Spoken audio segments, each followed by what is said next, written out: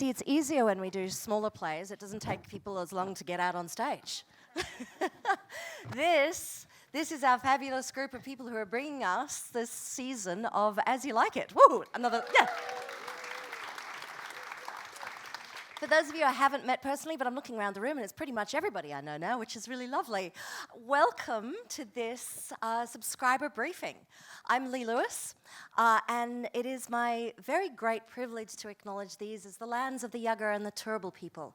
For this period in my life, I get to make stories in this building that sits on these great lands, and I'm very conscious of the fact that every story we create here is, I'd like to think, a continuation of an extraordinary tradition of story pressed into the land that's underneath the concrete that is the Bille Brown Theatre.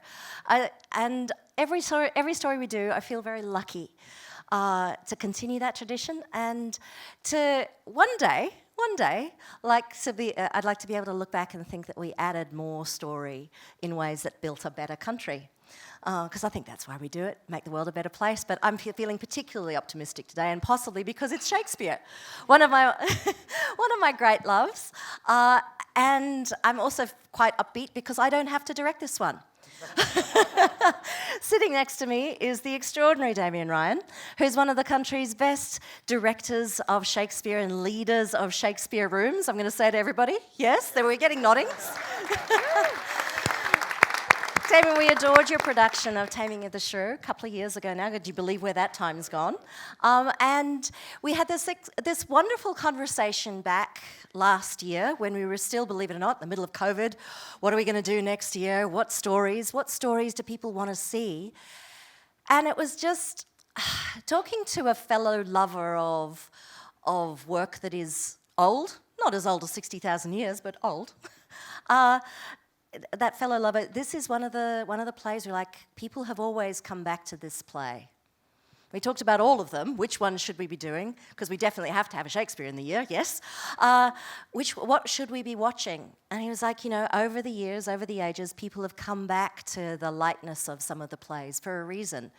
So we were looking at some of the darker ones, and he was like, I don't know, do you go for those? Or do we return to something that culturally we go is one of our, shall I say, touchstones, given that this is the play for that. So Damien Ryan, there was a conversation, and I'm going to let you speak, and then everybody's going to, well, why don't we do that first? Okay, I've introduced you, so let's jump over. Grab a microphone. You're going to share these microphones around. You're going to introduce yourselves and explain a little bit about what you're doing on the show, and then give me one great reason that you said yes as an artist to doing Shakespeare, because there are a lot of artists, especially in this time, that say we shouldn't be doing Shakespeare. So why are you here? My name's Alex Stedman. I am the composer, musical director, and I also play the roles of Le Beau, Amiens, and the aptly named Hymen, which I quite enjoy. I did this show because of Damien. Damien asked me to, and when Damien asked me to do a show, I say, fuck yeah. Oh, I can't say that. Hello, thank you. That's a great start. Hello, my name is Hannah Raven, and I am playing Touchstone, who is the fool of the play, or / court jester. I wanted to do As You Like It because it is, in fact, one of my favourite Shakespeare plays. And I also had always wanted to play one of Shakespeare's fools. In particular, being a female identifying person, I wanted to play a role that was traditionally a male role, the court jester male role. So I'm just bringing all my energy to it and having a great time. Hi, I'm Davis Dingle. I am playing Silvius, Jacques de Bois, a servant character, and Forester number 1. Yes. But with this particular play, there are a lot, Shakespeare wrote, as Alec obviously has had a lot of experience in, wrote a lot of songs as lyrics into the script. And as a musician, as well as an orchestral percussionist and drummer, it's been brilliant being able to bring, a bunch of us are musicians, to bring that music and acting, my two biggest passions, together, and that's why I'm doing this play. Hello, I'm Emma, and I'm playing Rosalind. Why Shakespeare? I think because it's eternally universal, and I think that's kind of all there is to it. Hello, everyone. My name is Courtney. I play Celia and Phoebe, and I suppose I auditioned just because I got an audition. And I was like, I'm gonna take the audition. But this process for me has been a great masterclass in Shakespeare. So I might get to you maybe at closing as to why, as I'm still processing myself, how profound the thoughts and ideas in this play are. Yeah. Oh, okay. Hey, I'm Andrew Hurl. I'm playing Orlando. Yeah, I mean, this is sort of two dreams coming true for me. I grew up coming to Queensland Theatre. I remember watching Hamlet in 2007, I want to say, coming on a school trip from Noosa. So, yeah, working for this company has always been a dream. So that was a big thing. And then I've been a huge admirer of Damien's work for a long time and sort of worked with Damien's wonderful company in Sydney once. And yeah, so two dreams coming true. Got to say yes to that. Hi, I'm Emma White. I'm the set and costume designer. Shakespeare is the most epic settings and incredibly vast characters and explorations to design it is such a challenge, and you think, how on earth am I going to do it? But it's got to be the most satisfying and exciting thing to design, really. Hello, I'm Philippe Klaus. I'm playing Oliver and Forrester too, who is quite tricky. I grew up watching Queensland Theatre as well, watching some of this cast actually, so that's part of the reason I said yes. And what I really like about Shakespeare is that mix of very often quite mythic plots, things that aren't exactly so realistic, where a lot of things happen for symbolic reasons, like the passage of time or even sometimes the age of a character. But within that, you have these very psychologically real predicaments, and I really like that combination. Guramba Biggie. I am Colin W. Smith. I am a performing artist of the Juggera people, and I am playing Charles and Duke Senior and Sir Oliver Martext and William. I wanted to do this production for two reasons. One, because of Damien Ryan, who is just a paragon of Shakespeare artistry in this country. I reckon he's an asset that we all should treasure, and it's just been an absolute joy working with him. This is a dream come true. And this is the fourth time that I've done As You Like It in my career. And while I've played Sir Oliver Martext before, I'm going to be playing him differently this time. It's seeing the play from so many different perspectives has just been so enriching to me as an artist, and I think I've found the best character to play in this show. And I'm not going to tell you which one it is. You'll have to find out which one it is yourself. Hello, my name's Helen Cassidy. I am playing the Duchess Frederica, often known as Duke Frederick, but here she's the Duchess. And I'm also playing the wonderful Audrey, who has been combined with Corin, who some of you might know if you're familiar with the play. And also a Forrester. And this is my third As You Like It. Also a huge fan of this play, and it's a joy to actually come back to work and revisit it. And I would second everything that you said about Damien, because biggest reason I said yes is to work with the genius of Damien Ryan. I have three reasons I did the play. My name's Andrew Buchanan, and I'm playing Old Adam and Jaques. But the first reason was I was unemployed, and and so that was quite motivating. And the second was I'd always been fascinated by the character of Jaques, and so when that sort of quickly in the conversation became what I was to be considering, it was pretty quick yes. But the clincher was doing the audition via Zoom for Damien, and just meeting him, because we hadn't properly met ever, and so to audition and to play for like 15, 20 minutes, I went, oh, this guy's great. He'll be great to work with, and so that's how I ended up being here.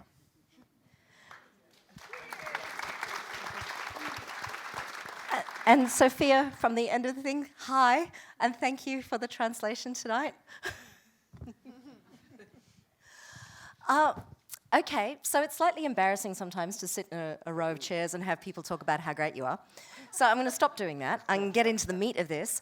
There have been a lot of pragmatics in the last few years in programming theatres, and you've got your own theatre company, Sport for Jove, so you've been in the same conversation about what can we put on the stage. The art has taken a bit of a second seat in a funny way in programming to what can we do feasibly. But there's something about Shakespeare that sort of resists the pragmatics, right? And what's been the experience of coming back to the play as opposed to the conversation we started with, which is this is a sensible one to do? Because turns out, watching the rehearsal reports, this is so not a sensible play to be doing at this time. So you've obviously done this a few times. What's been the experience of coming back to this story now in the times that we're in? Thank you, Lee, and thank you, everyone, for your very kind words. Yeah, As You Like It is an extraordinary restorative work. I think that's something that is so delightful to return to. The play is so fundamentally about healing, about trying to a community that's suffering from the moral kind of pollution, miasma of a failed human community that has to go through an adversity, through a terrible struggle in order to sort of restore itself, to find itself again. We have to lose ourselves to find ourselves again. So the play is so delightful from that perspective, because it starts with tragic stakes. As many of you who will have seen many Shakespeare plays over the years, the comedies start with extremely tragic circumstances. They start from a very real place. The deep psychological kind of superstructure of it, as Phil so beautifully talked about there, is so deeply ingrained right from the opening words of every one of the comedies. And from there, as Lee just pointed out, slowly logic and rational behaviour gives way to irrationality and chaos, and that's where the comedy comes from. But it needs to come from that real place. And when you think about what the human race has been through in the last 3 years, we've all started to experience what exile is like, genuinely exiled into our homes, the loss of everything we identify ourselves with as people, our jobs, our lifestyles, our families, missing weddings, missing funerals. We've started to really learn what exile in a way feels like. And this play is about exile. It's about a group of people who lose everything that they believed characterised their kind of social, cultural, political selves. And in this barren landscape, in this lost place where they end up, they have to rebuild the community from there. So when Lee and I discussed this play alongside Comedy of Errors and Midsummer Night's Dream and Winter's Tale and all, Coriolanus, all sorts of plays we were sort of throwing on the table around as we talked about this one, we thought that might have a real potency in our current moment to look at how we rebuild a community after a very difficult and traumatising time for the planet. So we found the play was really, really prescient and interesting from that perspective. But more than that, I think it celebrates theatre, this play. I hope you recognise that when you do get to see the play or experiences you've had of the play before. It's a play that loves stories. It sort of spends its time actually mocking the art of storytelling right from the first words of the play through almost every character. Shakespeare is kind of bashing at the piñata of how romantic characters are written again and again. As you know, all comedies end in marriage, but usually it's one marriage or maybe two. This play ends in 4 marriages, and that's Shakespeare literally taking the piss. He's going, okay, you want a romantic comedy? I'm going to give you overkill. I'm going to paint the room red with marriage. Try to keep up with me. And he gets away with it, but he's satirising our absolutely indulgent infatuation with romantic comedy. He's satirising a culture that will actually, build a TV program called Married at First Sight. He's making fun of the frivolity of sexuality and desire, and yet pulling off a wonderfully romantic experience for an audience while upsetting that apple cart as he goes along. So, and it's full of music, and this extraordinary artist, Alex Stedman. It is very hard to write Shakespeare's songs to music. They come from a very particular musical time, don't they? A very particular set of instruments that they were played upon in that time. The structure of the language in some of the songs is particularly challenging in terms of meeting contemporary ideas of timing and tempo and rhythm. And Alec has an incredible, I actually sometimes comparing in the room to a McCartney-like figure for his ability to pluck a tune out of the ether that we know for a fact the entire office has been singing while listening to us rehearse, because it's just so incredibly tuneful. So the play has, 7 or 8 songs in it. It's one of the world's first proto-musicals. So it celebrates that form of storytelling. It's got fighting and wrestling in the first 20 minutes on stage, right here, sweat flicking on the audience, sit a bit further back.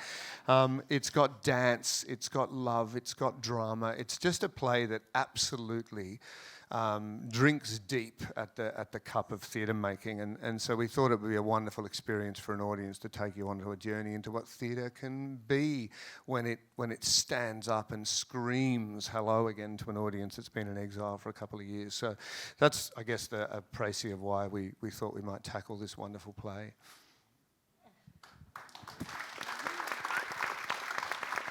And you think I don't use full stops. That was a long sentence.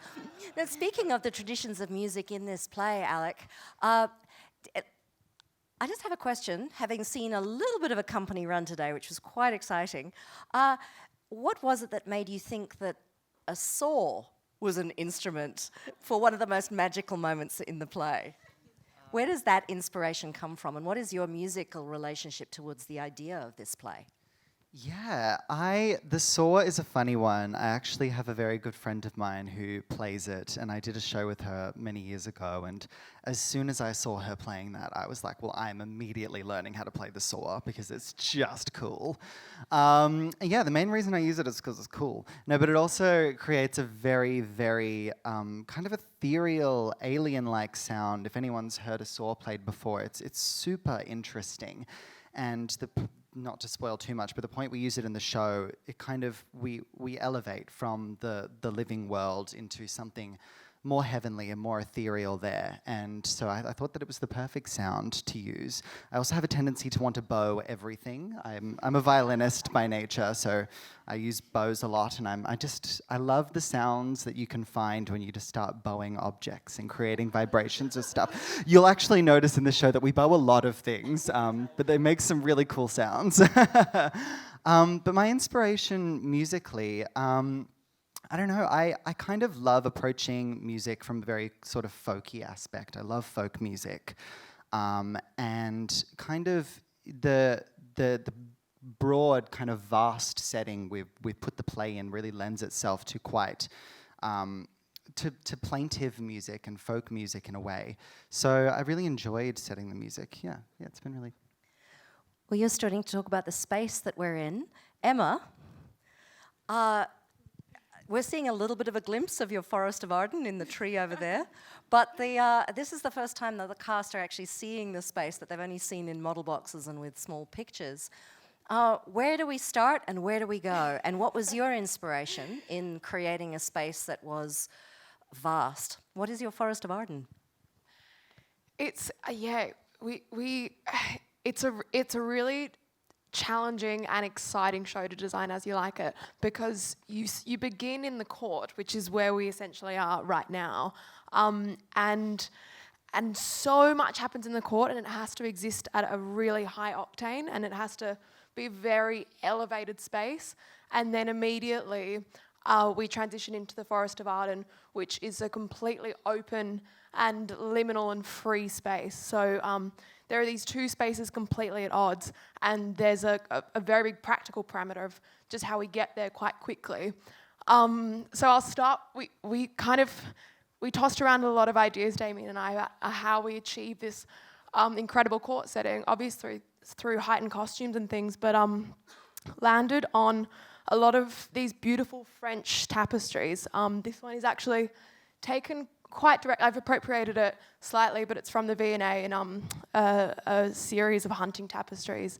And it felt like an image that was so strong and loaded, but also minimal enough to leave a lot of room for the imagination for the audience. So that's where we began. And then we kind of had to mirror that same idea of just doing one thing with the design of going, let's pick another very grand, bold gesture for the forest and let that kind of confidence speak for itself. And I won't reveal too much, but that's kind of where we go in the forest.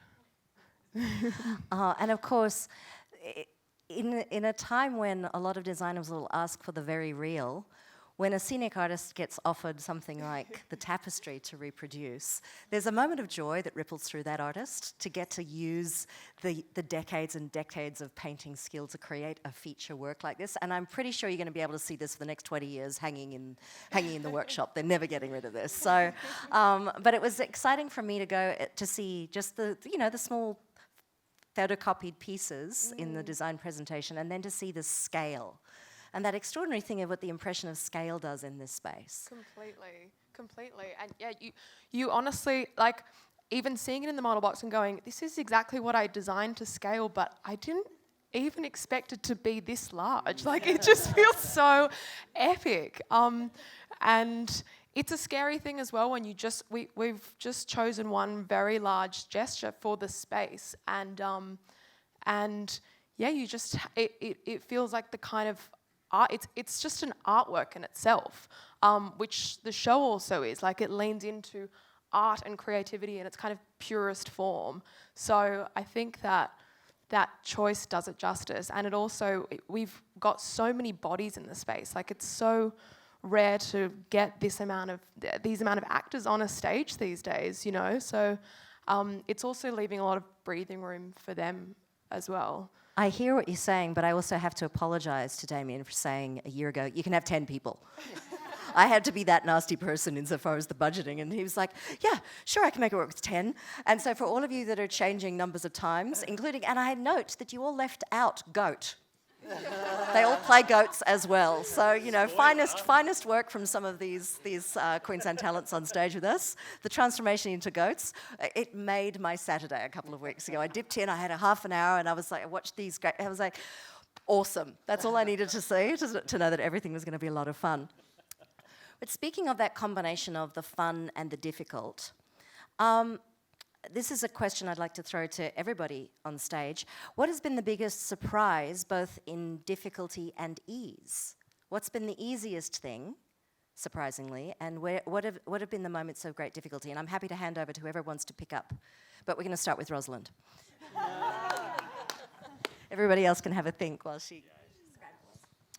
Ooh, tricky. I think in terms of ease, I think I'd have to say the rapport between cast members. I think we found a very easy chemistry from virtually day dot, and that's something that I'm hugely grateful for, to feel so supported.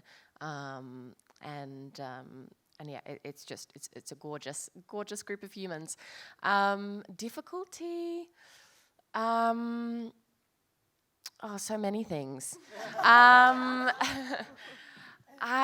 think it's just, for me, mapping Rosalind's journey really clearly, and the transformation to Ganymede, and her sort of the way she abandons her femininity and adopts this disguise as a man, playing that in a way in which her man is so convincing, but she's also still a woman playing a man. I think that's it can sometimes be tricky to be fully passing, but still working pretty hard to keep up this disguise. So yeah, that's been a fun one for me. Yeah. I realised we've leapt in, and I'm just assuming everyone knows the story. You're all good with story, or would you like a synopsis from Damien? No? Good? Okay, let's go. Surprise and surprisingly easy and surprisingly difficult. It can be either one. I've got one. What I find surprisingly easy once I can't speak for everyone else, but wrapped my head around it, is the truth of the story. Because you think about Shakespearean comedies as being larger than life and very complicated, but at their core, they're incredibly simple. They're about community and love and death and marriage and sex, and all the things that we deal with in everyday life. And so tapping into the truth of that and just telling that story, that's the simplest part that I have found. The most challenging is the actual doing this play. It is incredibly physical. It is incredibly large in scale in terms of dancing and singing and physical comedy. But whilst I can at times find that very difficult, I'm also very thankful for it, because as actors, we don't often get to do plays like this. We don't get to do big fun comedies where the director is not shying away from the slapstick. He's not shying away from the grandeur or maybe the ridiculousness of the situation. Just going for it, doing it, trying something and see if it works, and if it doesn't, great. But yeah, it's a joy. So I'm finding joy in the difficulty of what the play is. Yeah. Awesome. Colin, you've got something on the tip of your tongue. Yeah, I'll start with the difficult bit. I'm 51 years old and I'm not as spry as I used to be. Therefore, dancing has just been awful. I had 2 left feet to begin with, and now I've discovered that I've got a third somehow. But you're going to be touring the country with Sunshine Club after you finish this, which has a fair amount of singing and dancing in it. Yeah, and I got away with the first season not dancing very much, and I mean like, I'm just going to get my character off stage here for this dance, and somehow it worked. Wes didn't notice. Anyway. But yeah, dancing is pretty bad. But you know, it's getting me into the frame of mind for Sunshine Club anyway. The ease has been discovering Duke Senior as a character and his connection to country, and how he's discovered that the civilized world isn't very civilized actually, and being forced into country has opened his soul to the simplicity and ease of country life, and the connection to land, and what land can tell one as stories that nature can provide in bounteous ways without being sniped at by the civilized crowd. And learning this text, learning the words of Duke Senior has been thrilling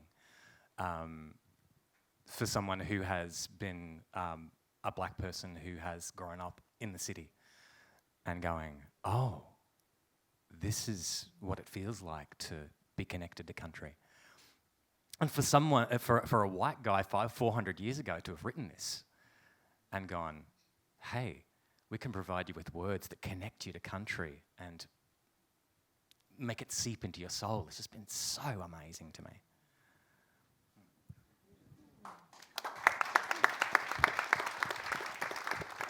Now, obviously, we have a huge number of people with so much in their heads from weeks and weeks of rehearsal. Questions that you might have. I want you to find your questions and get them ready. One more, surprisingly easy.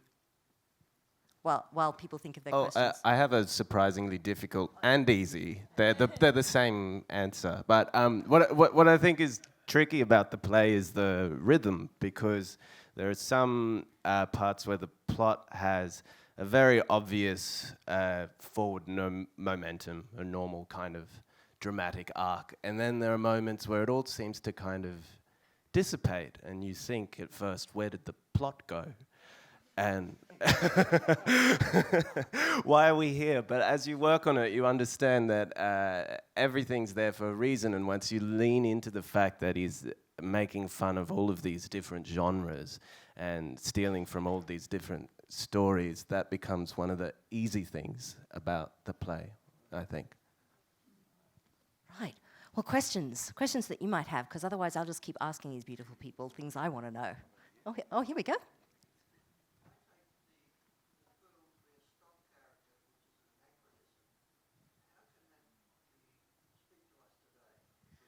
This is a question about the Fool, taken often as a stock character or an anachronism. How can that speak to us today? That is a wonderful question. Thank you for asking it. It's interesting as someone living in the modern day, trying to make sense of that role in today's society as well, and also not trying to just do Shakespeare's version of Fool today, because that doesn't make any sense. For me as the actor, playing that archetype in a way was, does the Fool still exist today in modern society? And the answer is yes. And we see them everywhere we go, mainly in artists like stand-up comedians, burlesque performers, podcasters, politicians. It is the fool's function is to get the looking glass and turn it back on society. So I find it a very important role to understand in terms of the story of As You Like It, because As You Like It is about identity. And when you have the fool as being, the clown of the story, she's actually the most intelligent person in the entire play, because she sees what all the other characters are doing to themselves and points it out to them whether they like it or not. So, yeah, that's my answer is that it still is, in my opinion, it still also is a stock character, because even though it's done in a modern way with stand-up comedians and podcasters and things like that, it's still the exact same function. It's about telling society to stop, look at yourselves. Are you happy with your lives? Are you proud of who you are? Are you maybe questioning the choices you've made? And if so, great. If you're embarrassed by it, change it. And if not, and if that's what you are and who you are, just make sure you know that's what you are. So, yeah. Here we go, right here. Thank you. As soon as you gathered here, I started thinking about what As You Like It might have been like in the context of Shakespeare in 1599. And when you were, our brother here was giving his context of it being in the country, I was reminded of the fact that this was a non-mechanized era. They didn't have machines. This was au natural. So the question is what would have been like to perform this in this non-mechanized, naturalistic, and heavily politicized and dangerous society? I'm going to try and repeat it, but it's going to come out badly. But I'm repeating it for the people we're streaming to. Everybody else in the room, I think, can hear it. It's a question about what would this have been like in 1599 to perform in a non-mechanized era, which was politically dangerous and complex. Is that kind of what would it have been like? Is it what was the context for it? Can I give this one to you as a start, Damien? Beautiful question. I'll try to be quick and not go on. Just hit me if I go on. Wonderful question. And contextually, it's actually, I think we know why it celebrates theatre. That's probably the most interesting, I think, starting point to that question, is that in 1599, which is quite accurate, this theatre, the Globe Theatre, only opened in that year, as many of you will know, around somewhere between July 7th and August 4th of 1599. They opened this new theatre called the Globe. And Shakespeare's company had lost its livelihood just 7 months before that. I find this story kind of extraordinary. They'd had a theatre built on a little bit of land in Shoreditch, which is up in the sort of centre of London, a bit north. And they'd lost the lease on that land after 23 years. And in about 3 days' time, on December 28th in 1598, they were about to lose the land on the first day of the new year, and they would lose the theatre with it. And so they pulled the theatre down, so they say in one night. That might be apocryphal, but they certainly pulled the theatre down extremely quickly, took the wood off the land and carried it directly across the frozen river, the Thames River. It was the coldest winter in Elizabeth's 53-year reign, and they carried it straight across the river because it was 2 miles each way to one of the bridges. And so they took it to the Liberties outside of London, where they could start to speak more freely in the theatrical space, where they could build the theatre on whatever land they could kind of buy quite cheaply. This is where the brothels and the bear baiting pits were, and the dangerous life was to be lived outside the walls of London. And they rebuilt the theatre. A terrible winter turned into a terrible ongoing rain season. And it took them 7 or 8 months to rebuild the theatre. They had no income in that time. They had to tour a little bit. This theatre company was literally falling apart. Cuthbert Burbage and Richard Burbage were struggling to keep food on the table and work for actors. And Shakespeare goes and writes 4 plays in that period, or 3.5. He writes As You Like It, which is considered one of the great romantic comedies ever written. He writes Julius Caesar, which is still really the only serious play ever written about one of the most famous moments in human history. He writes Henry V, the great kind of boy's own adventure of military prowess, and he writes, the bulk of a little play called Hamlet in that period, and opens the theatre with Henry V and follows that directly with this play in August 1599, a play that celebrates the very act of theatre and that is about precisely what you just said, about speaking truth to power. The Fool is such a central figure in this play, not only in her human persona, but because she is really a kind of, an anthropomorphic vision of what nature itself is doing. Nature is the great humbler, and a non-mechanized period can tell the same story we're trying to tell today, that nature is the great impossible to resist force that can profoundly humble us at any moment, whether it be weather, sea, fire, heat, cold, whatever it might be. Nature reminds us of how profoundly and fragilely human we are. And that's what The Fool and The Fool's Mirror, Jaques spend the play trying to tell us. And this play is so much about freedom of speech, about freedom of ideas. And you can feel in the context of Shakespeare's period him saying, right, how can I use comedy?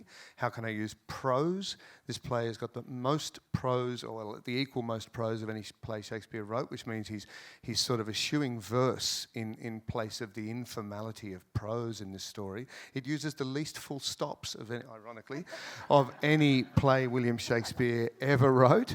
And I think it's because he knows, just like teenagers today with their text messages, they know that full stops are an oppressive thing. Teenagers find full stops extremely oppressive. If you send a full stop to a teenager rather than an emoji or an exclamation mark, they think you're insulting them, And this play kind of leans into that too. The play has this freewheeling energy about it, and it's about people learning to speak what they feel, not what they ought to say, as King Lear says, of course, the play says. And so this play in that non-mechanized age, I think would have been, and that audience bundled into that theatre, I think they would have revelled in the size of the ideas in this play. It's called a pastoral play, and that's what I found hardest about it in the rehearsal room, was kind of how exhausting it was. I could see these guys' brains at 6 o'clock of the day were absolutely exhausted when, I think we're all coming into this romantic comedy, but we were having some pretty profound discussions, weren't we, about what it is to be a human being. And that's the purpose of pastoral plays. They take us out of the rat race, out of the city, out of what, they once upon a time called negotium, into the otium, the freedom of the forest. And in that place, we argue, we debate, we think about why we're here, what is the purpose of being here. And so back in that era, I think this play would have had this incredible kind of dangerous, it would have been a festival of dangerous ideas, this play, but delivered beautifully and profoundly through comedy, and some of it quite light comedy. But underneath that lightness is an incredible subterranean kind of groundswell of really, really serious ideas about the corruption of power, about human cruelty, about the way we consume the planet we live on. All of these ideas we're still debating today are right there beating at the heart of this play 400 years ago. And so despite all our lighting systems and our brilliant kabuki drops of curtains and everything, I think the play, hopefully, is actually having the same effect, I hope, next week as it would have had back then, because it's such a human document, as you like it.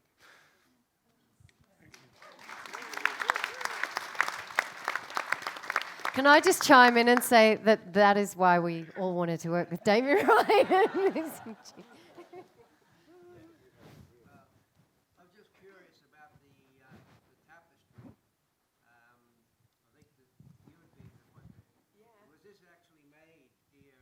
Yes. It was painted from total scratch by Leo, who's the one person, who's the scenic It's a artist question here. about Yeah. the tapestry, and was this actually made here for this play? Completely, yeah, no, and Leo is the most talented painter. His father was actually a scenic artist as well, and he's been doing it his whole life. And as Lee said, this was a total dream for him to do. Yeah. He completely whipped it up. I got a lot of progress shots as well, so it was incredible to see. Yeah, and he did it in the process. I was like, are you going to have to project this and trace every? He honestly took my A4 document and took it from there. Yeah, it was incredible. Yeah, yeah, yeah. Totally. You know what? Being a recycler of things, you'll see it in another play to come. Don't you worry. I'm not letting that go to waste. There's a the cat on the floor. So Leo painted the canvas on the floor. Yes. Yes, and I don't know. Dan would know if it's been lifted up for the first time in here, or if he actually saw it lifted in the. I think it's the first time in here, and I watched him for about half an hour one day painting, and he literally just had a brush in his hand and a piece of paper in the other hand, and all of the perspective. When I'd stand above it and look at it on the floor, I couldn't see the human figure was this Parthenon-like thing stretching out away from me, but he was able just to paint it and keep everything in its natural proportion, just by judgment, and it was kind of extraordinary to watch him do that. How heavy is it? Helen's about to find out. I think, yes, I saw you this morning pulling the tapestry out, and you did it so gracefully. And I was like, yeah, that's going to be a bit heavy, Helen. Good luck. Yeah, stay tuned. We'll find out very soon. And Damien mentioned, and it's one of those funny old theatre words, the kabuki drop. Essentially is a mechanism that will drop it all in one instance, so it will fall down into, I'm not going to show that to you now because it takes about another half an hour to get it back up. But it's one of those great old words that you use as shorthand for how the mechanism's going to work. We've got all sorts of those moments. And we've never come up with anything cleverer than a broom, a long piece of timber with nails stuck in it, and you put the holes over that, and then you turn the broom, and it drops. We try it with solenoids and things like that, but ultimately the old method's the best for this one. But yeah, and I have to say, in every play, what's astonishing about this company and the craftsmen that live in this company, every play puts different challenges out, and every designer comes with different challenges, and you've got this group of people that sit around and go, yeah, okay, well, we can do this, and they problem solve, but there's always a display of extraordinary virtuosity that comes out of our makers in this company, and this one it's about Leo, but with, back with Drizzle Boy, it was the extraordinary costume builds that happened there. The lights inside the costumes, Space Bear. I think if I could sell copies of Space Bear, I could fund the company for a few years to watch this space for that one. But this time, seeing the craft of Leo has been really inspiring for the whole company. One of the lovely things of coming into work is coming up through the workshop and just seeing where Leo's up to on this one. So I'm glad you got lots of progress photos. We might put those together in a special... Absolutely. Yeah, something that we can share with the wider audience for people who might not get to be here. Yeah. Hang on, was there? Yeah? Mine was more of a comment than a question. But in Shakespeare's time, Rosalind would have been played by a male. So it would have been a male playing a woman playing a male. Playing a woman. Yes. So in Shakespeare's time, Rosalind would have been played by a male. So it would have been a male playing a woman playing a male playing a woman. Yeah. When you've only got two gears of that, do you kind of wish you were a man playing it? No. No. I think Rosalind is an absolute gift of a role. I think the fact that Shakespeare wrote this female character who was so fiercely intelligent and also really messy and emotional, and I think the confidence and the transformation she has through Ganymede and through embracing her masculinity, I think is so empowering. And as a woman playing that, I think it's brought to my own personal life a sense of confidence that I, without Rosalind, hadn't really found. So I think, she's pretty special. And if it was in a man's hands, I'd be pretty angry. So Noted. I've got a question. I'm going to just throw out to all of you. If you could have one more actor or one more special prop, what would it be? Real goat. A real goat. Oh, again with the goats. Like seriously, since First Casualty, we've been like down one goat. I'm going to put that on the company wish list now. Access to goats. Maybe we can start with you, Damien. One more thing. What would you have?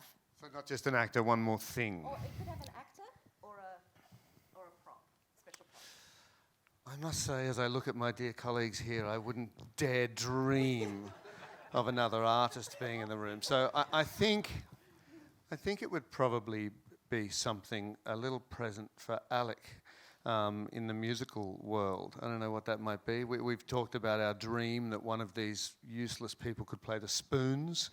No one could play the spoons, and it's considered more difficult in this room than the violin. So maybe some other bizarre and extraordinary instrument would be good. Have you got any thoughts? Yeah. I mean, initially I really wanted another violin, mainly just because, I can't get enough violins. But now that we've done the music, I actually find that we've found there's a real, kind of relating back to your question before of how the work would have been performed in the 1500s. We're doing everything completely live with instruments on stage. I think we've got like 15 or 16 instruments that this cast of 10 people is playing. And it's also not only just completely live, it's also completely acoustic. So there's a real rawness and realness to it that I'm actually finding so much beauty in. When writing this music, I wanted it to feel like these characters and were making it up as they went. This is a group of people that are banding together in the forest and creating a sense of community through music, and that moves me so much. I find that that's kind of the main theme in every work I do, is creating community and family through music. And the music that we are creating together, it feels as raw and live and real as it is every single night. Yeah. So I'm finding a lot of beauty in that. Yeah, but if I could have one extra thing, yeah, maybe some spoons or maybe an extra violin. I don't know, another instrument. I can never have enough instruments.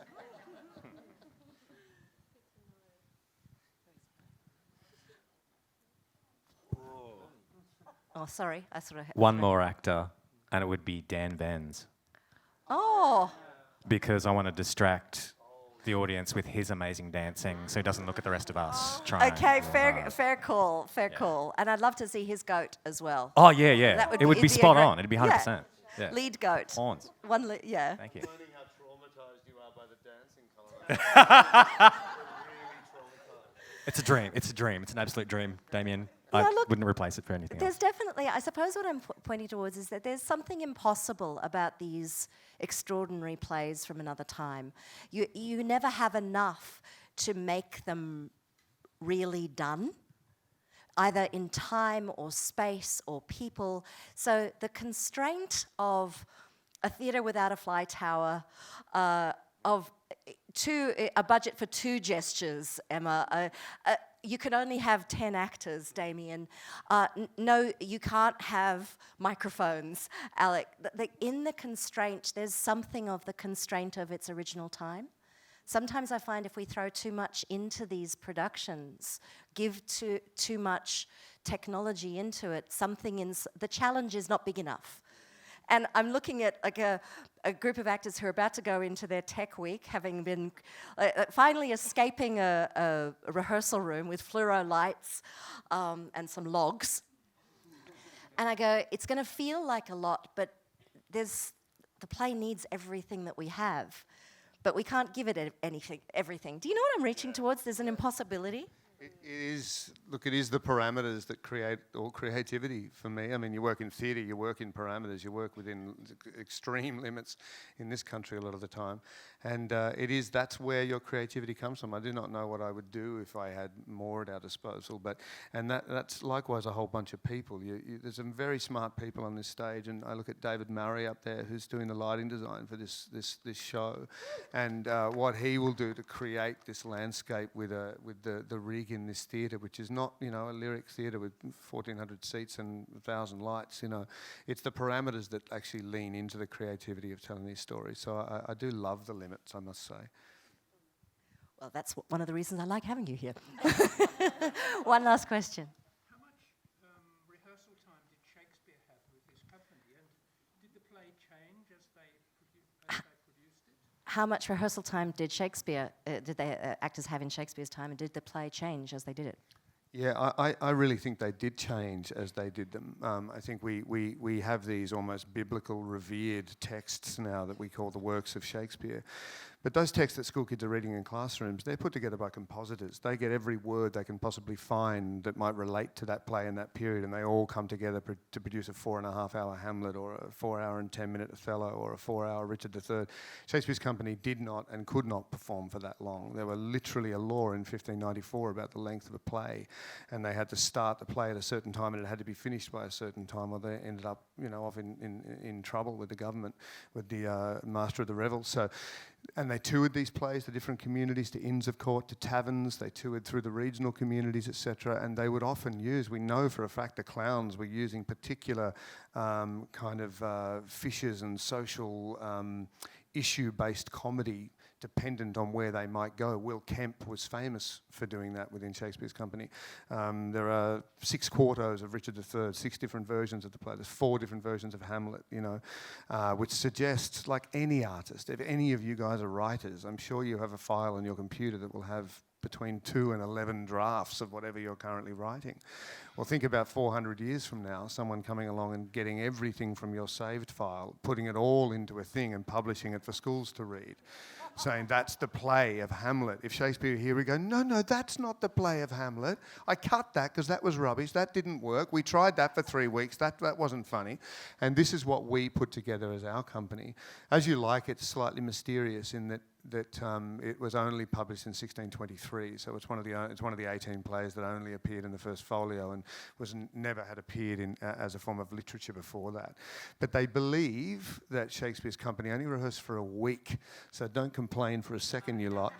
That Will would come in on a Monday and hand out a play, and not hand out the script either, just hand out your part and the cue line, and you would listen for that cue line. You'd listen with absolute fervour for the line that cued your speech, which means actors are forced to listen on stage, and rehearse for a week, and by the Saturday afternoon or the following Monday, they'd be performing this new work. So there's something thrillingly fast about the way they put a play together. We're thinking about doing that. Not next year, but thinking about doing that just to see what that energy of the plays is like. So watch this space. Okay, one more question. How many actors did Shakespeare have to do it? Yeah, well, he would have had he had a company of 16 that we're fairly certain of through 2 passages of his career, and certainly around 14 would have been probably a minimum. There would have been 3 to 4 boy actors. One of those boy actors would have been probably late 40s or something, and still pretending to be a boy, as it were. But so 10 or 11 male actors and 4 or so female actors in that period. And they also had to carry the wood for the timber across the river. So, we're not allowed to exploit actors like that quite so much. But there is a bit of wood carrying in this one, so in the spirit of the play. Now, I'm going to let these beautiful people go because they're going to head into plotting the lights and teching. But before they all go to there, we have the Lucky Door Prize, of course. And this time we have 2 prizes. We have a double pass to Sam Kisyukian's Brisbane Comedy Festival show. Now, this is quite specific. On Saturday, the 13th of May at 5 p.m. And we also have another date-specific one, a double pass to Camerata, Queensland Chamber Orchestra from my homeland on Thursday the 25th of May at 7 p.m. There we go. So there are 2 prizes. We have a beautiful bonnet in the spirit of As You Like It. Thank you, Hannah. And, okay, who's it going to be? Look, you know what, Emma? It's going to be you. Yeah. You're going to draw the Lucky Door Prize, given that you've given us the delight of the tapestry. Yes. I'm so excited. Okay, here we go. Drum roll, please. Thank you very much.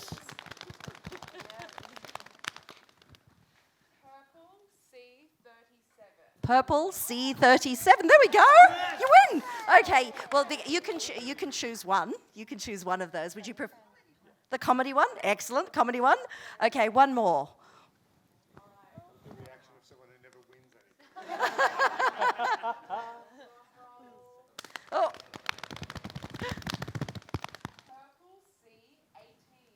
Purple C18. Oh my goodness, there we go. So you will be going to Camerata, my friend, which is wonderful. Okay. You're going to come and see Hannah, and she will give you all the details that you need at the end. Thank you so much for joining us. I love these conversations, getting to actually hear from the artists who make the work that bring us so much joy, and sharing it with all of you. It's one of the great joys of Queensland Theatre for me, nights like this. Thank you for being a part of it. I look forward to seeing you all for At What Cost, which will be coming to us from Belvoir Street Theatre. That's our next show. But otherwise, I'll see you in the foyer after you come and see this, and I can't wait to see what you think of this As You Like It. Thank you, everybody. And thank you, Sophia. Thank you.